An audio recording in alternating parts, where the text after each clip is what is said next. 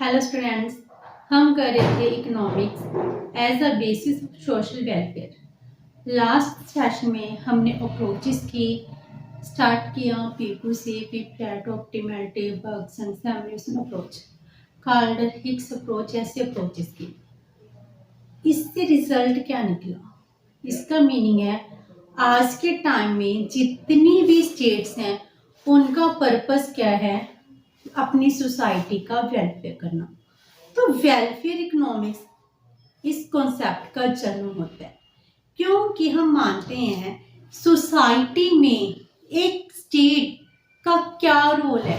State का role है कि वो अपने समाज में रहने वाले जितने भी लोग हैं उन सब का वेलफेयर करे। तो आज के टाइम में, मॉडर्न टाइम में, हम क्या कहते हैं? एक स्टेट क्या है? It is a welfare institution, जिसका पर्पस क्या है?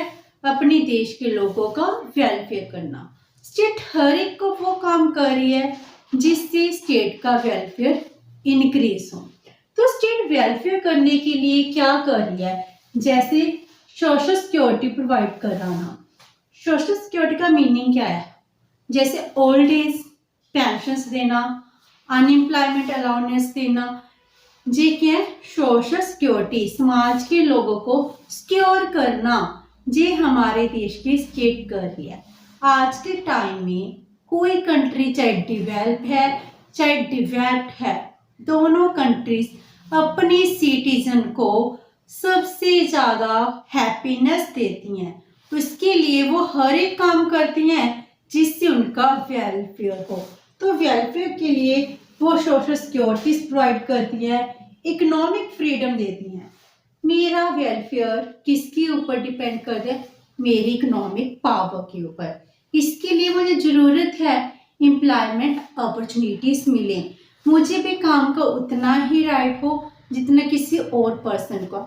एम्प्लॉयमेंट जनरेट करना, इकोनॉमिकली फ्रीडम देना, मेरे ऊपर इनकम जनरेट करने पर, प्राइवेट प्रॉपर्टी अर्न करने पर कोई रिस्ट्रिक्शंस नहीं होनी चाहिए।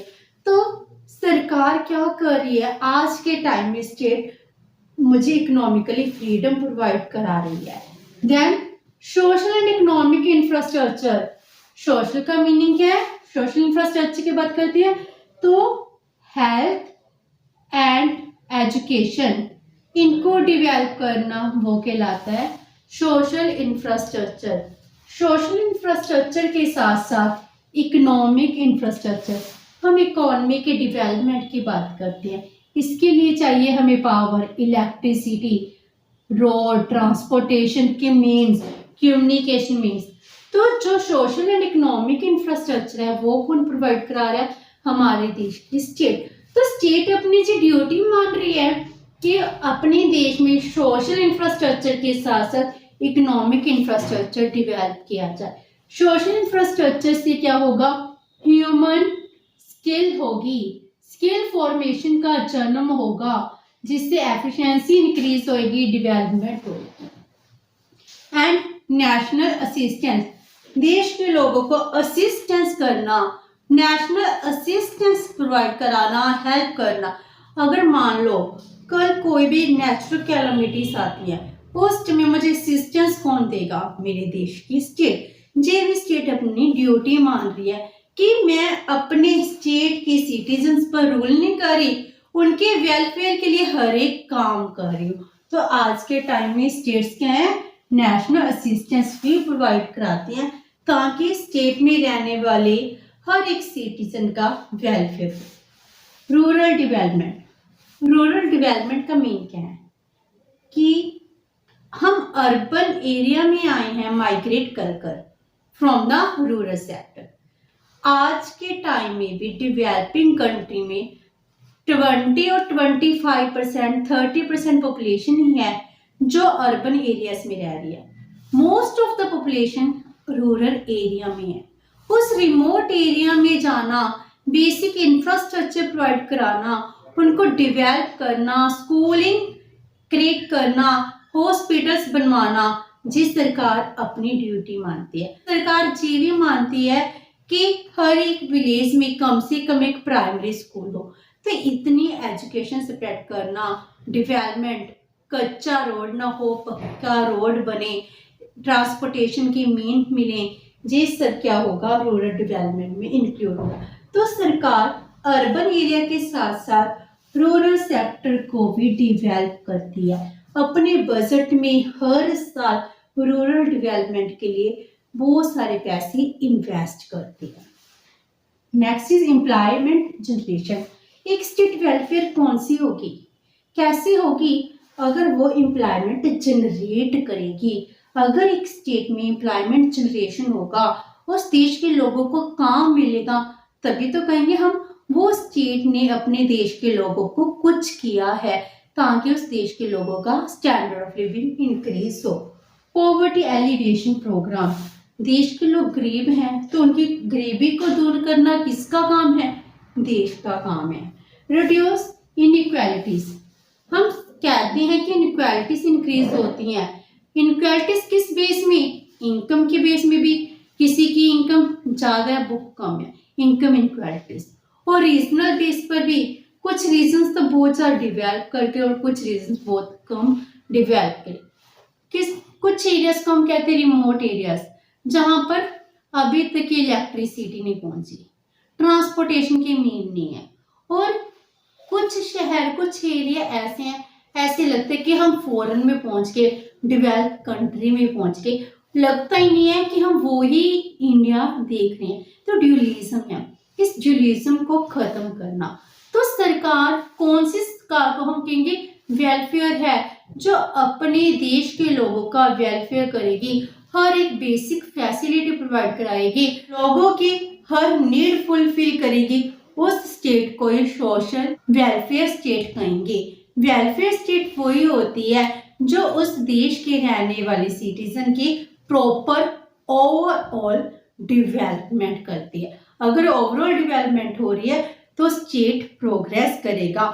तो हम कहेंगे इस देश की सरकार ने अपने देश के लोगों के लिए कितना कुछ किया है, इसीलिए हम उसको वेलफेयर स्टेट की कैटेगरी में रखते हैं। तो ये था मीनिंग वेलफेयर स्टेट कैसे होती, जो हमें वेलफेयर इकोनॉमिक्स ने बताया कि अगर हम देश के लोगों का वेलफेयर करना चाहते हैं, हम चाहते हैं सोशल वेलफेयर इंक्रीज हो, मैक्सिमम सोशल वेलफेयर, तो सरकार को कुछ करना पड़ेगा। क्या करना पड़ेगा, अपने देश के लोगों को social economic security help provide करानी पड़ेगी, economic and social infrastructure develop कराना पड़ेगा, तब जाके लोगों की स्टैंडर्ड ऑफ लिविंग हाई होगा, तब जाके कहेंगे वो स्टेट ने सच में डेवलपमेंट की है और वो स्टेट डेमोक्रेटिक है, वेलफेयर स्टेट है। तो वेलफेयर इकोनॉमिक्स की पॉलिसी इम्प्लीकेशंस क्या होती हैं, क्या है policy implications of welfare economics. हम वेलफेयर इकोनॉमिक्स के कॉन्सेप्ट्स कर रहे हैं, इसके पॉलिसी इम्प्लीकेशन का मीनिंग है जो हमने वेलफेयर इकोनॉमिक्स में पढ़ा, क्या वो प्रैक्टिकली एप्लीकेबल भी है या नहीं, सरकार की आइडियोलॉजी क्या है कि इसको कुछ मान भी रही है या नहीं। तो हम देखते हैं हर देश की सरकार कैसे इनको मान रही है, कैसे पॉलिसी इम्प्लीकेशंस हैं फ्रॉम द वेलफेयर इकोनॉमिक्स, कैसे वेलफेयर इकोनॉमिक्स से पॉलिसीज को डिराइव किया गया। First of all national income, देश की हम चाहते हैं रियल नेशनल इनकम इंक्रीज हो, हम चाहते हैं देश की रियल टर्म्स में नेशनल इनकम इंक्रीज हो। अगर रियल नेशनल इनकम इंक्रीज होगी तो क्या होगा, देश की डेवलपमेंट होगी, देश के लोग क्या होंगे, खुशहाल होंगे। और सरकार जी भी इंश्योर करती है जो रियल नेशनल इनकम इंक्रीज के लिए की है ना, जे इक्वली डिस्ट्रीब्यूटेड भी हो। अगर जे इक्वल डिस्ट्रीब्यूट होगी तो क्या होगा, सब लोगों का वेलफेयर होगा, सोशल वेलफेयर मैक्सिमम होगा। तो सरकार अपनी पॉलिसी ऐसी बनाती है कि नेशनल इनकम इक्वली डिस्ट्रीब्यूट हो। नंबर 2 टैक्सेशन, सरकार कौन सा टैक्स लगा रही है, प्रोग्रेसिव टैक्स, जी भी हमने वेलफेयर इकोनॉमिक्स से ड्राइव किया है। वेलफेयर इकोनॉमिक्स में पीक्विन अप्रोच की थी, जिसमें उसने कॉन्सेप्ट दिया था प्रोग्रेसिव टैक्स का। प्रोग्रेसिव टैक्स आज के टाइम में हर एक कंट्री अप्लाई कर रही है। प्रोग्रेसिव टैक्स का मीनिंग क्या है? जिन लोगों की इनकम ज़्यादा है उन पर ज़्यादा टैक्स रेट लगाया जाए, जिन लोगों की इनकम कम है उनको टैक्स रिबेट भी दिया जाए और कम टैक्स कलेक्ट किया जाए। Next is rationing. रैशनिंग का मीनिंग क्या है? गवर्नमेंट लिमिट लगा दी। जो देश में नेसेसरी गुड्स हैं उनके ऊपर लिमिटेशन लगाई जाए कि हर एक पर्सन अपनी ज़रूरत से ज़्यादा गुड्स को कलेक्ट नहीं कर सकता। अगर रैशनिंग होगी तो सोशल वेलफेयर इंक्रीज होगा एंड इससे क्या होगा? Marginal utility of communities maximum होगी और सोशल एडवांटेज होंगे। तो रैशनिंग का पर्पस क्या है? मैक्सिमम वेलफेयर करना। जी हमें कैसे पता चलते हैं कि marginal utility of commodity X equals to marginal utility of Y. Means हम जितनी भी कमोडिटी कंज्यूम कर रहे हैं उससे मिलने वाली यूटिलिटी इक्वल हो। जब marginal rate of substitution equal हो जाएगा तो सोशल वेलफेयर भी मैक्सिमम होगा। Next is public expenditure.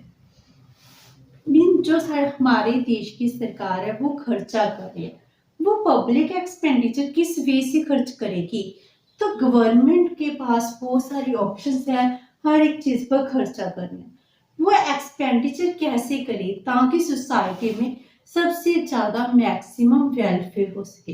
तो इसीलिए सब एस्पेक्ट्स को कंपेयर करती है। जिस एस्पेक्ट से ज्यादा सोशल वेलफेयर होगा वहां पर एक्सपेंडिचर वो करती है ज्यादा, अदरवाइज वो क्या करेगी?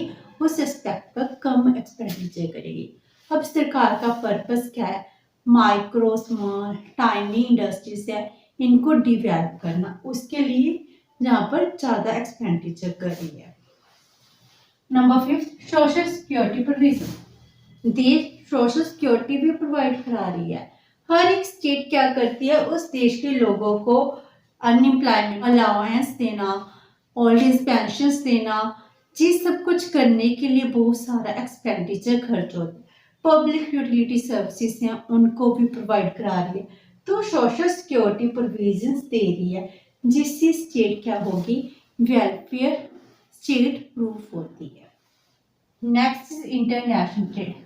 आज के टाइम में हम अपना मैक्सिमम वेलफेयर करना चाहते हैं तो हमारा वेलफेयर इकोनॉमिक्स क्या कह रही है? इंटरनेशनल ट्रेड को प्रमोट करो, क्योंकि जब इंटरनेशनल ट्रेड प्रमोट होगा इसको हम कंपैरेटिव एडवांटेज के साथ करेंगे। एक इंटरनेशनल ट्रेड में थ्योरी होती है कंपैरेटिव एडवांटेज, जो सोशल वेलफेयर के कॉन्सेप्ट के ऊपर बेस्ड है। हमें वही गुड्स एक्सपोर्ट करनी चाहिए जिसको हमें कंपैरेटिवली ज़्यादा एडवांटेज है, जो हमारे देश में कम रेट पर कल्टीवेट होती हैं, जिनकी कॉस्ट कम लगती है, हम उनको क्या करेंगे? एक्सपोर्ट करेंगे और वो गुड इंपोर्ट कर लें जिसकी कॉस्ट हमें ज़्यादा पड़ रही है। तो इसका मीनिंग क्या हुआ? आज के टाइम में जो इंटरनेशनल ट्रेड हो रहा है उसका ऑब्जेक्टिव क्या है? सोशल वेलफेयर इंक्रीज हो। सोशल वेलफेयर इंक्रीज करने के लिए हम अपनी कॉस्ट को एनालाइज करते हैं, तब जाकर देखते हैं कौन सी गुड्स का कितना ट्रेड करना है। Number 7 market structure. हर एक गवर्नमेंट की कोशिश होती है कि ऐसी मार्केट डेवलप की जाए जिसमें सोशल वेलफेयर ज़्यादा हो। हमने मार्केट स्ट्रक्चर में perfect competition, monopoly, monopolistic competition पढ़ा है, ड्यूपली होती है, ओलिगोपोली होती है, लेकिन मैक्सिमम सोशल वेलफेयर किस में है? परफेक्ट कंपटीशन में। तो सरकार क्या करती है कि ऐसी कंडीशंस लेकर आए जिससे परफेक्ट कंपटीशन प्रिवेल करे। अगर परफेक्ट कंपटीशन होगा तो सोशल वेलफेयर भी इंक्रीज होगा। आपने बहुत सारी थ्योरीज पढ़ी होंगी जिसमें हम अज्यूम करते हैं there prevails the perfect competition. Last one is socialist ideology. जो सरकार अपने आप को सोशलिस्ट स्टेट कह रही है वो आइडियोलॉजी कहाँ से ड्राइव हुई है? वेलफेयर इकोनॉमिक्स से। वेलफेयर इकोनॉमिक्स से ही एक स्टेट अपने आप को सोशलिस्ट कंट्री कहती है। सोशलिस्ट कंट्री क्यों कौन सी होती है? जिसमें means of production, land, labour, capital वो किसके साथ बिलोंग करते हैं? सोसाइटी के साथ, एक स्टेट के साथ, जिसके पास हम कहते हैं कि इकोनॉमिक सिस्टम में प्राइवेट प्रॉपर्टी नहीं होनी चाहिए, नेचुरल रिसोर्सेज पर प्राइवेट प्रॉपर्टी नहीं होनी चाहिए, इस पर स्टेट का राइट होना चाहिए। स्टेट हर एक वो काम करती है जिससे वेलफेयर इंक्रीज हो। तो जो सोशलिस्ट आइडियोलॉजी है वो कहाँ से आती है? वेलफेयर इकोनॉमिक्स से। तो वेलफेयर इकोनॉमिक्स की पॉलिसी इम्प्लीकेशन ये बता रही हैं कि हमने वेलफेयर इकोनॉमिक्स से बहुत पॉलिसीज ड्राइव की हैं जिससे एक स्टेट वेलफेयर स्टेट कहलाती है। ये है policy implications of welfare economics. With this हमारा topic economics as a basis of social justice and social welfare जी कंप्लीट होता है। होप्स कि आपको जी समझ आ गया होगा। अगर आपकी कोई क्वेरी है तो please post it in the comment box. अगर वीडियो अच्छी लगी तो please like and share with your friends. Thank you so much and have a nice day.